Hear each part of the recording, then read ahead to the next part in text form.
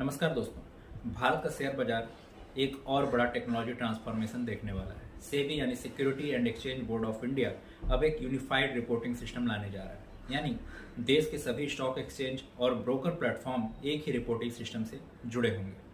अभी तक क्या होता था, हर एक्सचेंज का अपना अपना सिस्टम होता है। बीएससी, एनएससी, एमसीएक्स जैसे जगहों पर ब्रोकरों को अलग अलग रिपोर्टिंग करनी पड़ती है। इससे समय भी ज़्यादा लगता है और अनुपालन यानी कंप्लायंस बर्डन भी बढ़ जाता है।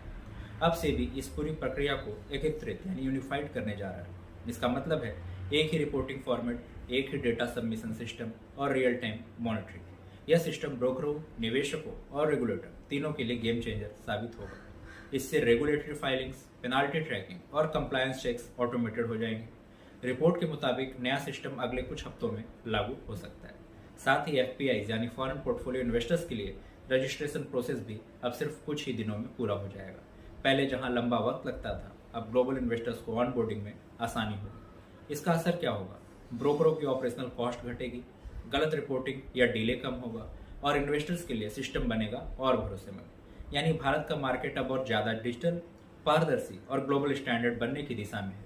इनोवेशन सिर्फ कंपनियों तक नहीं, अब रेगुलेटर भी टेक ड्रिवन बन चुका है। Thank you.